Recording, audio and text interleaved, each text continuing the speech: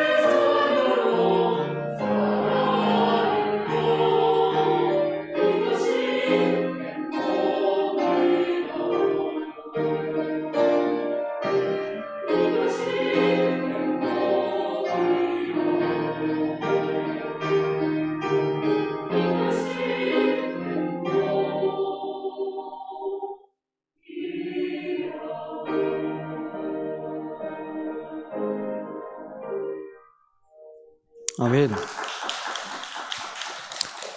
감사합니다. 기독교를 대표하는 상징은 이론의 여지 없이 예수님이 달리신 십자가입니다. 그래서 여러분, 십자가를 생각하시면 여러분들은 어떤 생각이 떠오르십니까? 무엇이 느껴지십니까? 아마도 희생, 사랑, 아니면 죄를 떠올릴 것 같습니다. 틀리지 않죠, 그죠? 십자가는 우리를 향한 예수님의 희생과 사랑을 증거하고 있고, 동시에 십자가는 우리의 죄값이 얼마나 크고 무거운지를 보여주기 때문입니다. 하지만 그래서 십자가가 이것만을 말하고 있는가 하면 그렇지가 않습니다. 예수님은 자신이 지실 십자가에 대해서 지금 우리가 알고 있는 것보다 훨씬 더 많은 이야기를 해 주셨습니다. 우선 우리가 지난주 나누었던 말씀을 다시 한번 기억해 본다면 예수님은 자신이 지실 십자가를 두고 하나님의 영광을 말씀하셨습니다. 아시다시피 십자가는 인류가 고안해낸 가장 잔인한 사형 도구 중에 하나죠. 흔히들 사람이 십자가에 달리면 손과 발에 그 막 박힌 그 못 때문에 과다 출혈로 인해서 사람이 죽을 것이다 그렇게 생각하지만 사실은 그렇지가 않습니다. 십자가에 달린 죄인이 십자가에서 당하는 그 고통에 대해서 한 의학 박사는 이렇게 설명했습니다. 팔에 힘이 빠지고 근육에 엄청난 경련이 일어나면서 깊고 가혹하고 지끈거리는 고통이 따르게 되고 이 고통이 근육을 굳게 만듭니다. 이런 상태가 되면 몸을 위로 밀어 올릴 수 없는 상태에 이르게 됩니다. 몸이 팔에 매달려 있게 되면 가슴 근육이 마비되고 늑간 근육이 활동을 할 수 없게 됩니다. 공기가 폐로 유입될 수는 있지만 밖으로 뿜어내질 수 없게 됩니다. 이 상태로 매달려 있다 보면 뇌와 가슴에 피가 공급되지를 않게 되고 십자가에 매달린 사람은 이런 상태를 피하기 위해서 발에 힘을 주어 몸의 윗부분을 피가 돌 수 있도록 힘을 쓰게 됩니다. 이처럼 십자가에 달린 죄수는 그 발 밑에서 위태롭게 자신을 지탱해 주고 있는 그 작은 턱을 의지해서 몸을 들어 올리려고, 그러니까 이렇게 호흡을 하기 위해서 몸을 들어 올리려고 애를 쓰다가 그마저도 힘이 빠지게 되면 결국에는 질식사하게 되는 거예요. 그래서 예수님과 함께 달렸던 그 죄인들을 사람이 그 로마 병정이 어떻게 했습니까? 무릎을 꺾어버렸잖아요. 어떻게 하기 위해서? 빨리 죽게 하기 위해서 무릎을 꺾었단 말입니다. 숨을 못 쉬게 하기 위해서 그랬습니다. 이런 잔인함 때문에 로마는 자기 국민들에게는 이 십자가형을 내리지는 않았고 피지배민들 중에서 그것도 가장 죄질이 나쁘다고 할 수 있는 주로 반역을 일으킨 죄수들을 본보기로 이 십자가형을 그렇게 내렸습니다. 이처럼 반역자들이 달리던 형틀에 예수님이 못 박히셨습니다. 하나님을 향해서 반역을 일으키고 그리고 그 반역들을 정당화하면서 살던 존재는 바로 사람이었는데 하나님의 아들이 그 반역자의 모습, 사람으로 오셔서 반역자들의 대표가 되심으로 십자가를 지신 것입니다.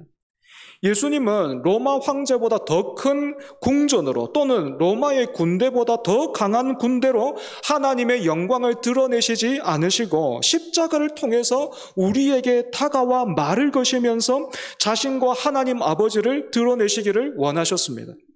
이처럼 십자가의 길을 걸으시는 예수님께 아버지 하나님은 하늘에서 내가 이미 영광스럽게 하였고 또다시 영광스럽게 하리라 말씀하셨습니다.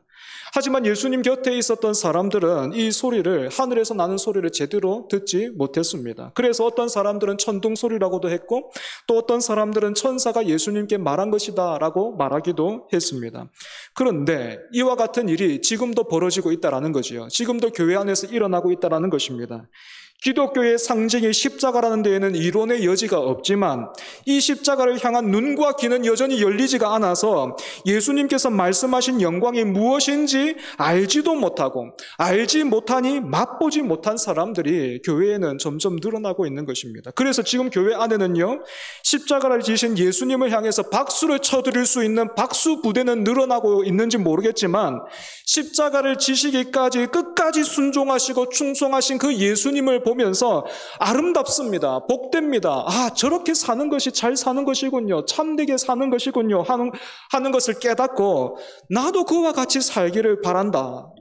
나도 그와 같이 살기를 원한다고 사모하는 그런 사람들은요, 거의 사라지고 있습니다.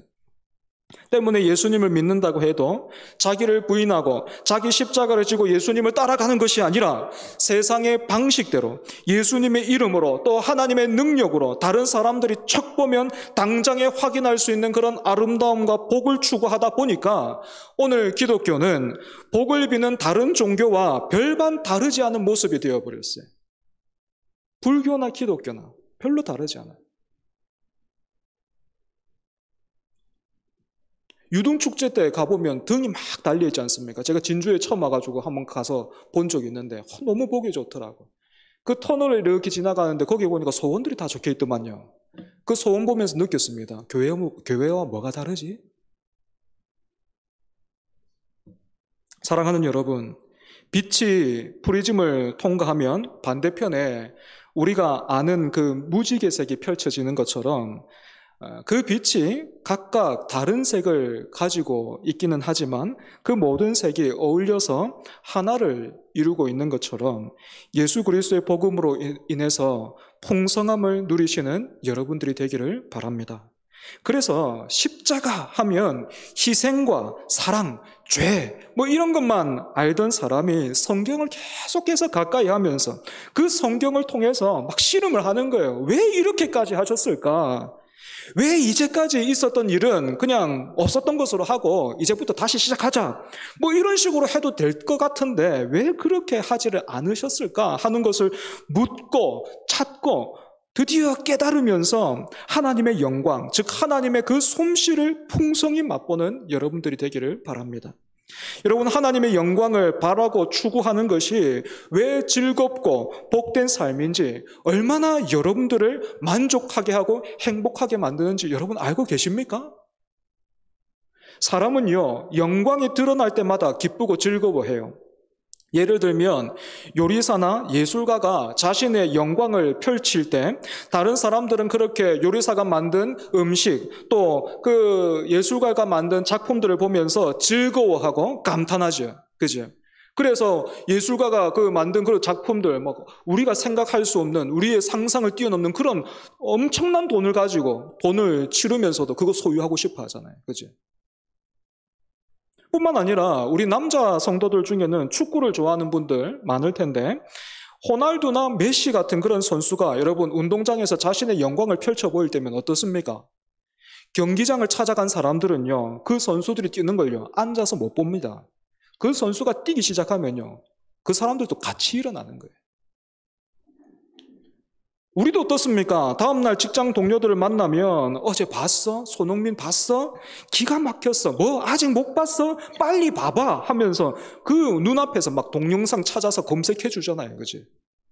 하지만 여러분, 축구 선수는요 영원할 수가 없고 요리사의 요리도 계속해서 맛보면 감흥이 떨어질 수밖에 없어요. 하지만 우리 하나님의 솜씨는 어떻습니까? 태초부터 지금까지 그리고 시간이 지날수록 점점 더 완성을 향해서 나가고 있어요. 우리에게 이미 허락하신 그 구원을 우리와 동행하시면서 이루시고 또 열매를 맺게 하시는데 우리에게는 절대로 끌려오지 않으시면서 우리를 예수님을 닮은 그 사람으로 만들어 가시는데, 빚어 가시는데 그 솜씨가요 가히 타의 추종을 불허합니다. 이 은혜가 얼마나 기가 막히면 여러분 시편에서 시인이 주의 궁정에서의 한 날이 다른 곳에서의 첫날보다 나은즉 악인의 장막에서 사는 것보다 내 하나님의 성전 문지기로 있는 것이 좋다. 여러분 이렇게까지 고백했겠습니까? 이 은혜를 맛보되 아침마다 새롭게 맛보는 저와 여러분 되기를 바랍니다. 이제 오늘 본문을 보시면요, 예수님께서 자신이 지실 십자가를 통해서 또 다른 사실을 말씀하고 계시다라는 것을 우리는 알게 됩니다. 앞에서는 지난주에는 그러니까 하나님의 영광이었다면 오늘 본문에서는 두 가지를 말씀하고 계시는데, 먼저는 예수님의 십자가를 통해서 이 세상이 심판을 받게 되었다라는 것입니다. 이게 무슨 말인지요? 마태복음 21장 33절에서부터 나오는 그 포도원 농부의 비유를 통해서 한번 알아보겠습니다. 어떤 집 주인이 포도원을 일구고 농부들에게 세를 주고 멀리 떠났습니다. 여러분, 여기서 잘 들어야 할 것은요, 집 주인이 농부들에게 포도원을 일구어 놓으라 그렇게 한 것이 아니라 포도원을 일구어 놓고 그것을 새로 줬다는 거예요. 그러니까 농부들은 주인이 맡긴 포도원을 잘 관리하면 자신들도 여기에서 나오는 열매를 그 유익으로 누리게 되겠지요. 그죠? 시간이 지나서요, 포도를 수확할 철이 되었습니다. 그래서 포도원 주인은 종들을 보내서 그 농부들로부터 세를 받아오도록 했습니다. 그러면 여러분, 농부들이 어떻게 해야 됩니까? 당연히 주인께 드려야 할 것을 바쳐야 될 것인데, 이 농부들이 주인이 보낸 종들을 때리고 심지어는 그 종들 중에 일부를 죽이기까지 했어요. 이런 농부들에게 주인은 또다시 다른 종들을 보냈고, 농부들은 이전과 마찬가지로 종들을 때리고 또 죽였습니다. 주인은 이런 농부들에게 마지막으로 자기 아들을 보냈어요. 그러면서 저들이 다른 사람은 몰라봤어도 내 아들은 알아보고 정신을 차릴 것이다. 그래서 존중할 것이다. 그렇게 기대했습니다. 하지만 이런 주인의 바람과는 전혀 반대로 농부들은 주인의 아들을 보고서는 어떻게 했습니까? 죽여버리자. 그러면 이 포도원이 영영이 우리의 것이 될 것이다. 그렇게 말하면서 주인의 아들을 포도원 밖으로 내쫓아 죽여버렸어요. 여러분, 이렇게 어리석고 반역을 일삼은 농부들에게 기다리고 있는 것이 있다면 무엇이겠습니까? 주인으로부터의 어떤 독립과 쟁취가 아니라 주인의 진노와 심판, 그로 인한 형벌밖에는 없겠지요. 마찬가지로 포도원 주인이 농부들에게 거듭해서 종들을 보냈던 것처럼 하나님은 이스라엘이 하나님의 말씀을 떠나서 잘못된 길을 갈 때마다 선지자들을 보내셨어요. 그리고 이제는 하나님께서 그 외아들 예수님을 보내셨습니다. 무엇을 말합니까? 어리석고 패역한 농부들이 그 반역을 멈출 줄을 모르고 끝까지 가버렸던 것처럼 이스라엘도 반역의 길에서 돌아서지 않고 끝까지 갔다는 거예요. 그리고 이들은 이제 곧 예수님을 십자가에 못 박아 죽임으로 패역하고 어리석은 농부들이 이제는 우리가 포도원을 소유하게 되었다라고 착각했던 것처럼 참된 메시아를 십자가에 못 박아 죽임으로 자신들이 얼마나 패역하고 어리석으며 답이 없는 존재인지를 스스로 증명하게 될 것이다라는 것입니다. 그래서 여러분, 요한복음 3장 18절 말씀을 보면 이런 내용이 있습니다. 그를 믿는 자는 심판을 받지 아니하는 것이요 믿지 아니하는 자는 하나님의 독생자의 이름을 믿지 아니함으로 벌써 심판을 받은 것이니라. 때문에 세상은 예수님을 십자가를 통해서 심판했다라고 여겼지만 사실은 세상이 스스로 자기의 사형 선고문을 작성한 거예요. 그리고 이 십자가를 통한 심판의 결과로 어떤 일이 일어났습니까? 본문 31절 마지막 부분을 여러분 한번 보시면 어떻게 되어 있습니까? 이 세상의 임금이 쫓겨나리라 이렇게 되어 있습니다. 여기에서 말하는 세상의 임금은 바로 사탄을 가리킵니다. 포도원의 농부들이 마치 주인 행세를 하려고 했던 것처럼 세상의 임금 행세를 하던 사탄이 예수님의 십자가를 통해서 쫓겨난다는 겁니다. 그래서 십자가는 사랑이 미움을 이기고 승리한 사건입니다. 십자가는 죽음이 죽임을 이기고 승리한 사건입니다. 하나님이 마땅히 인류를 심판하셔야 하는 자리에서 하나님 스스로가 인류의 죄를 대신 담당하신 십자가로 인해 죽음을 무기로 위협하면서 우리에게 끝도 없이 미움과 갈등, 분노와 경쟁, 탐욕과 불의를 조장하던 이 세상의 임금은 쫓겨나게 되었습니다. 또한 우리가 죄로 인해서 넘어지고 실패할 때마다 그것 봐라, 너는 안 된다, 너는 원래 그런 사람이었다, 네가 이제까지 살아오면서 넘어지고 실패했던 그 흔적들이 지금 너를 증명하고 있지 않느냐 하면서 참소하던 사탄은 이제 예수님이 스스로 죽으심으로써 인간의 죄의 문제를 해결하시자 고발의 근거를 잃어버렸습니다. 하나님이 의로우신 예수님을 죽음에서 살리시고 그분을 믿는 자들에게도 부활을 약속하시자 사탄은 사망이라는 강력한 무기를 잃게 되었습니다. 그러니 사탄이 더는 임금의 권세를 주장할 수 없게 된 것입니다. 하지만 여러분, 그래서 지금은 사탄의 권세가 싹 사라졌습니까? 정말로 사탄이 모든 힘을 잃어버리고 우리가 까불지 마, 저리 가 하면 꽁무니를 내뺍니까? 그렇지 않죠, 그죠? 사탄은 지금도 세상의 임금으로 군림하고 있습니다.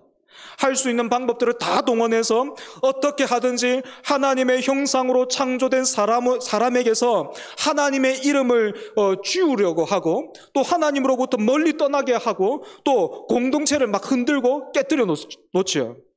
아니 그러면 목사님, 예수님의 십자가를 통해서 세상의 임금인 이 사탄이 쫓겨났다고 방금 말했는데 지금도 사탄이 힘을 떨치고 있다고 하면 뭐가 앞뒤가 안 맞는 것 아닙니까? 여러분 충분히 그런 생각할 수 있겠죠, 그죠? 하지만 여러분 기름 부음 받은 다윗이 이미 폐위당한 사울을 피해서 살았던 것을 여러분 기억해 보십시오. 사울이 전력을 다해서 다윗의 목숨을 노렸지만 다윗의 머리털 하나 상하게 할 수 없었습니다. 사울의 아들과 딸이 다윗을 도우며 사랑했고 하나님이 다윗에게 필요한 사람들을 보내주셔서 공동체를 이루게 하셨습니다. 우리는 왜 하나님이 폐위당한 사울을 빨리 처리하시지 않으시고 이렇게나 다윗을 고생시키실까? 그럴 거면, 이렇게 고생스러울 거면 차라리 기름 부음을 받지 않은 편이 훨씬 더 나았겠다, 이런 생각이 들지만 하나님은 그 모든 일들을 통해서 우리가 아는 다윗을 빚어가고 만들어 가십니다. 그 옛날 그 애굽 안에서 이스라엘 민족이 번성하게 하신 그 하나님이 폐위당한 사울 왕 아래에서 하나님은 그 다윗과 그의 나라를 만들고 계셨던 것입니다. 때문에 사랑하는 여러분, 예수님의 십자가로 인해서 이미 심판받은 세상에서, 하지만 이미 폐위당한 사탄이 마지막으로 힘을 떨치고 있는 이 세상에서 이 마지막 때에 저와 여러분 어떻게 살아야 되겠습니까? 다윗처럼, 또 예수님처럼 살아야 합니다. 구체적으로 어떻게 살자는 말입니까? 여러분 다윗에게요, 사울을 죽일 수 있는 기회가요 2번 있었습니다. 그런데 이 2번 모두 다윗이 어떻게 합니까? 한 번은 그 사울 왕이 뒤를 보려고, 볼일 보려고 이렇게 뒤돌아 앉아 있을 때였고, 또 한 번은 사울이 잠들어 있을 때였잖아요, 그죠? 이 2번 다 다윗이 어떻게 합니까? 한 번은 다윗이 사울의 옷자락만 비워서 받고, 또 그 사울이 잠들어 있었을 때는 사울 머리맡에 있던 그 창과 물병만을 가지고 왔습니다. 사람이 고통과 고난을 당하면, 어려움을 당하게 되면 빨리 벗어나고 싶은 게 당연한데 어째서 다윗은 이처럼 전혀 다른 선택을 했을까요? 하나님을 두려워했기 때문에 그렇습니다. 공포심을 느껴서 벌벌 떨었다라는 말이 아니라 하나님을 경외했다라는 말이에요. 마찬가지로 여러분, 폐위당한 사탄이 우리를 갖은 시험으로 유혹하고 넘어뜨리려고 할 때에, 그리고 여러분의 그 인생에 있어서 중대한 그 인생의 갈림길과 선택의 순간을 만날 때마다 어떻게 하면 되겠습니까? 어떻게 하고 계십니까? 주로 목사한테 기도 부탁하죠. 기도해 주세요. 잘하는 거예요. 그런데 여러분, 이제 조금 고급반 들어가야 안 되겠습니까? 고급반 뭡니까? 여러분 하나님을 구하십시오. 하나님을 두려워하고, 여러분 선택의 갈림길에서요 하나님 구해야 합니다. 하나님 두려워해야 합니다. 내가 지금 하나님을 기뻐하고 있는가? 하나님을 즐거워하고 있는가? 하나님을 사랑하고 있는가? 이것을 가장 먼저 점검하고 계속해서 묻고 찾고 답하십시오. 그렇게 사는 것이 잘 사는 거예요. 우리는 실패가 없고 풍파가 없는 삶을 잘 사는 것이라고, 축복이라고 여겨서 하나님께 그런 것만을 구하지만 여러분 그렇지가 않습니다. 하나님을 사랑하고 두려워하고 기뻐하는 사람도 얼마든지 넘어지고 실패할 수 있어요. 얼마든지 아프고 힘들 수 있습니다. 하지만 하나님이 아주 엎드러지지 않도록 그를 붙드십니다. 다윗에게 그렇게 하셨듯이 우리에게도 하나님은 지금도 그와 같이 하십니다. 두 번째로 예수님의 십자가의 의미가 무엇입니까? 32절에 내가 땅에서 들리면 모든 사람을 내게로 이끌겠노라 하셨습니다. 여기에서 모든 사람은 말 그대로 모든 인류를 말하는 것이 아니라 차별이 없다라는 말이에요. 예수님은 십자가를 통해서 하나님의 구원이 유대를 넘어서 온 세상으로 흘러가기를 원하셨습니다. 그리고 땅에서 들린다라는 이 말에는 두 가지 의미가 있습니다. 하나는 우리가 아는 것처럼 예수님께서 이제 곧 십자가에 못 박히실 것을 말하는 것이고, 또 하나는 예수님께서 부활 승천하심으로 땅에서 들려 올라가시는 것을 말하고 있습니다. 그런데 32절에서 예수님은 이렇게 예수님께서 땅에 들리시는 이 두 가지 사건 모두가 사람과 연결되어 있다 말씀하십니다.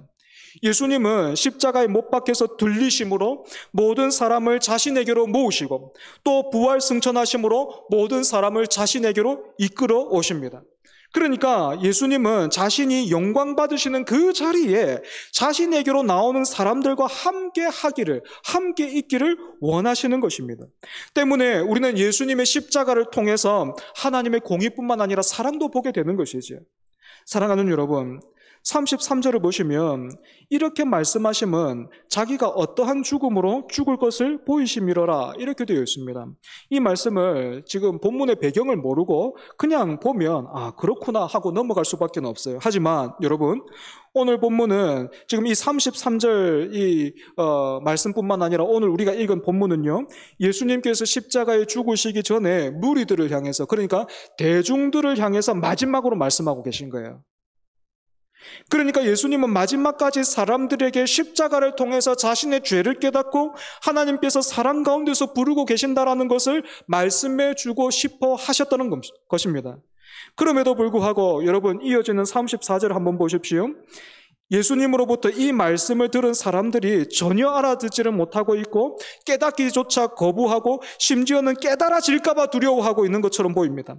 자신들이 율법을 통해서 배우고 또 알기에는 그리스도는 영원히 살아계시는 분인데 예수님은 계속해서 들려야 하겠다라고 말씀하시면서 그리스도가 어디로 떠나는 것처럼 말하니까 도대체 당신이 말하는 그리스도는 어떤 분인가 이렇게 묻고 있는 것입니다.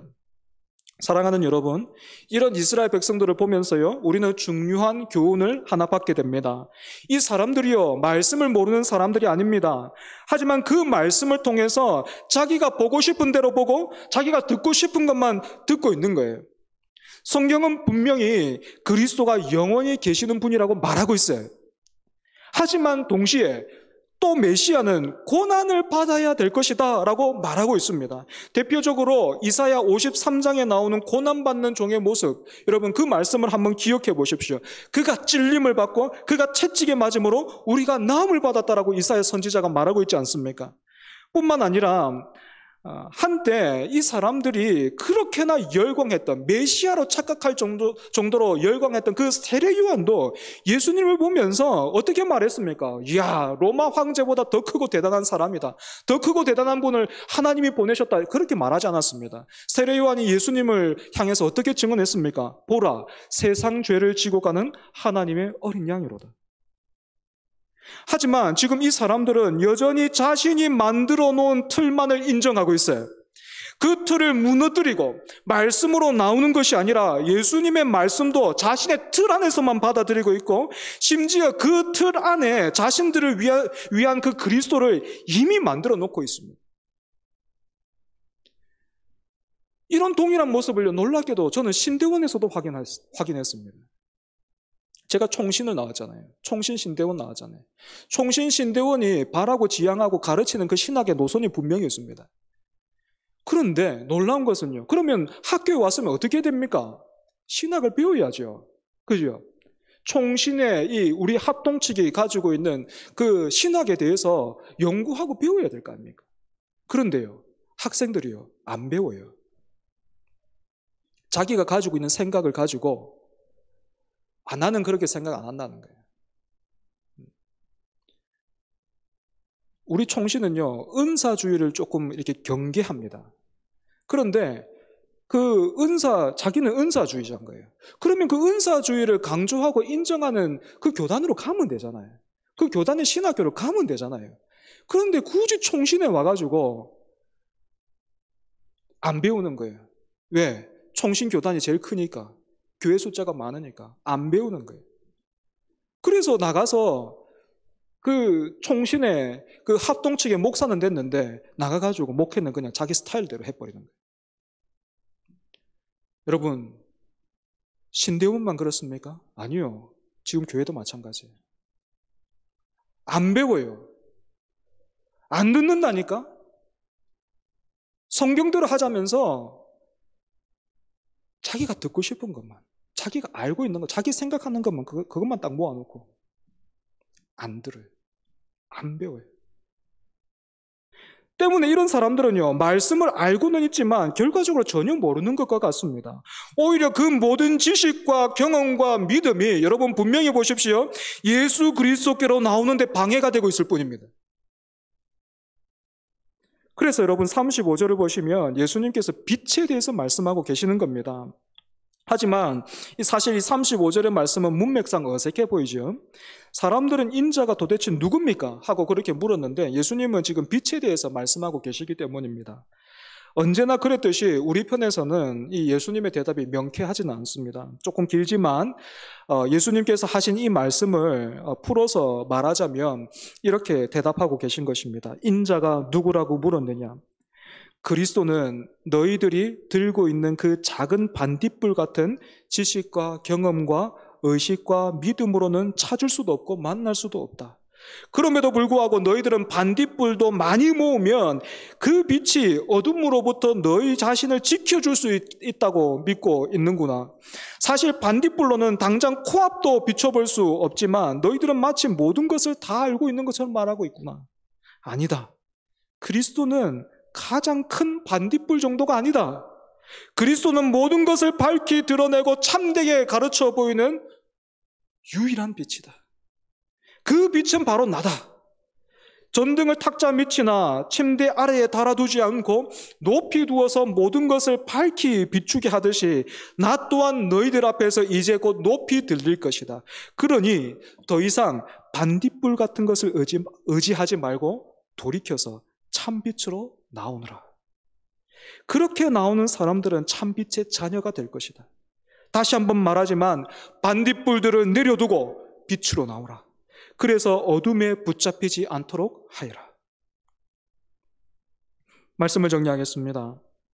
빛의 아들처럼 살아라, 빛의 아들이 되라 하신 그 말씀이 의무와 책임으로만 느껴져서 여러분들에게 부담스럽기만 한다면 여러분 십자가에 달리신 예수 그리스도를 더욱 묵상하시고 붙드시기 바랍니다.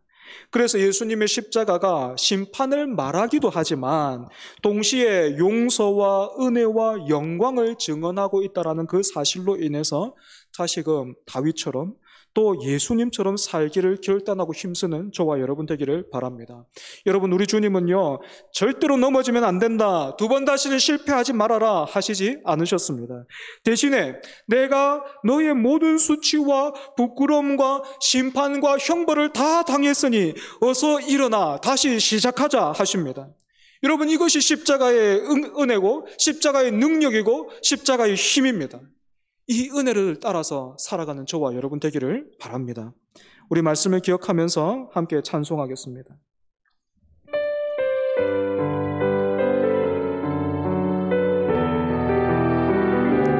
하나님께서 허락하신 모든 삶, 모든 시간, 모든 것을 통해서 우리가 이 사랑 드러내는 저와 여러분 되기를 원합니다. 다 표현 못해도 나 표현하리라. 다 고백 못해도 나 고백하리라. 다 할 수 없어도 나 알아가리라. 다 닮지 못해도 나 닮아가리라. 우리 처음부터 다시 다 표현 못해도 나 표현 못해도 나 표현하리라. 다 고백 못해도 나 고백하리라. 다 할 수 없어도 나 하나 가리라. 다 닮지 못해도 나 닮아가리라. 그 사랑 얼마나 아름다운지, 그 사랑 얼마나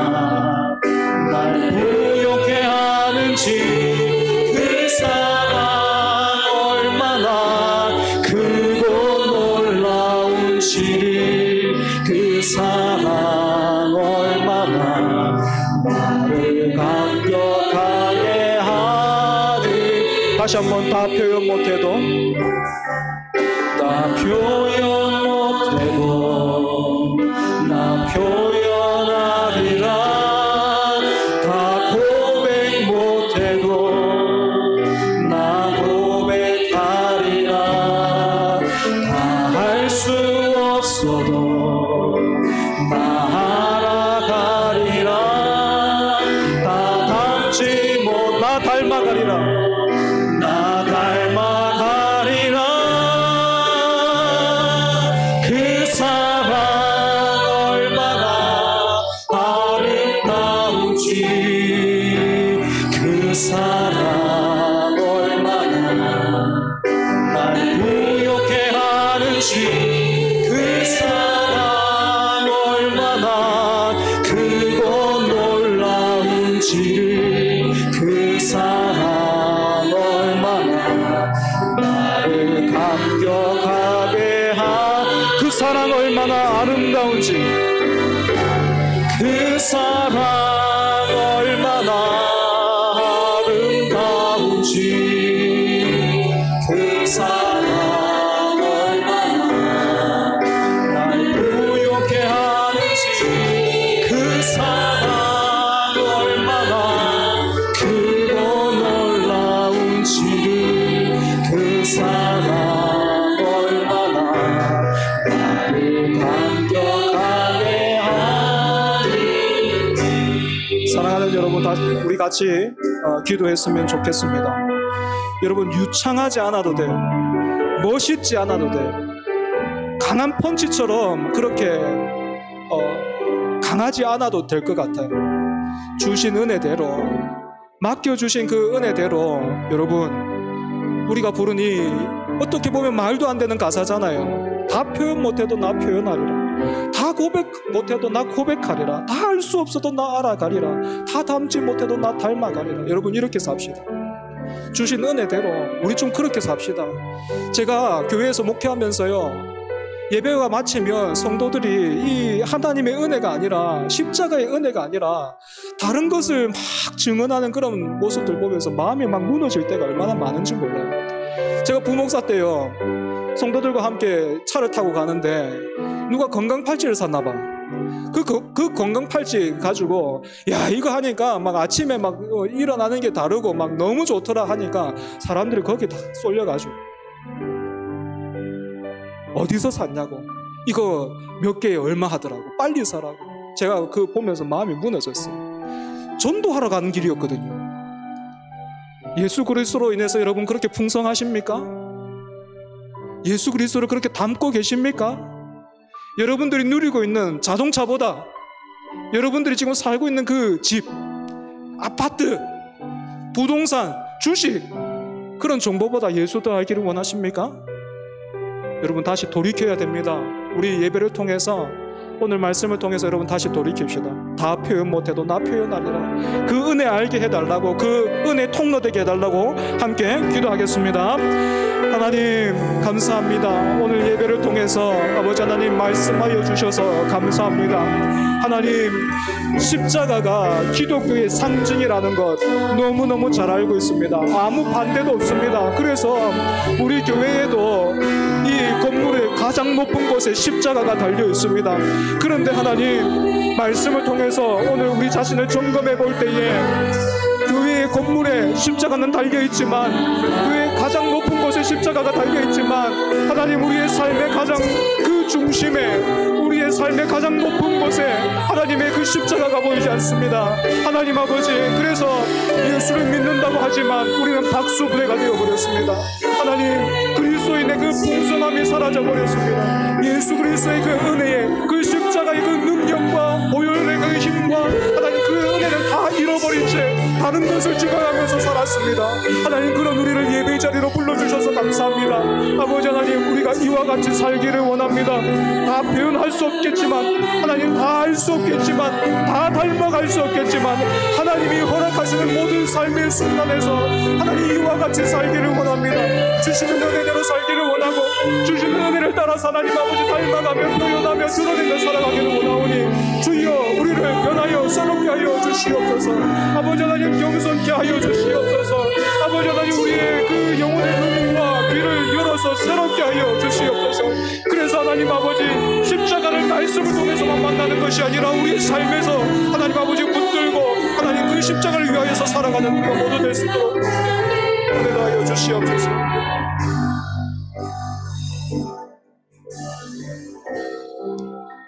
하나님 아버지, 은혜를 감사합니다. 교회의 건물의 가장 높은 곳에 여전히 십자가가 달려 있습니다. 또 교회 건물에서 가장 큰 것이 십자가입니다. 하지만 우리 안에 예수 그리스도의 그 십자가는 어디 간데를 없습니다. 어디 간데가 없습니다. 십자가를 그릴 수 있고 십자가를 말할 수 있지만 그 십자가를 붙들지는 않았습니다. 그럼에도 불구하고 어찌나 우리에게 이렇게 신실하시며 변하지 않으시고 은혜로우신지 예배로 불러주시고 말씀 앞에 세우시며 다시금 십자가를 보이시는지 그 하나님의 은혜와 사랑이 너무나도 깊고 놀랍고 크십니다. 사람이 무엇이간데 주께서 이리도 우리를 생각하십니까? 하나님, 그 강팍하고 어리석었던 포도원의 농부들처럼 우리가 살고 있는 것 아닙니까? 그 삶에서 어서 나오라 하시는데 빛의 자녀들처럼 살아라. 너희 때가 영원하지 않으니 어서 빨리 빛으로 나와 빛의 자녀들로 살아라 하시는 그 말씀에 우리가 반응할 수 있기를 원합니다. 우리의 아집의 틀을 무너뜨리고 교만에서 벗어나 우리가 예수 그리스도를 따라가게 하여 주시옵소서. 그래서 하나님, 우리가 다 같이 고백했던 것, 어떻게 보면 말도 안 되는 것이지만 다 알지 못해도 알아가고 다 닮지 못해도 닮아가리라. 표현 못해도 내가 표현하리라. 함께 고백하며 이 믿음의 길을 가는 우리 모두 되게 하여 주시옵소서. 예수 그리스도의 그 복음과 그 십자가, 그것으로 인하여 부요함을 누리는 우리 초정교회 되게 하여 주옵소서. 예수님 이름으로 기도합니다. 아멘.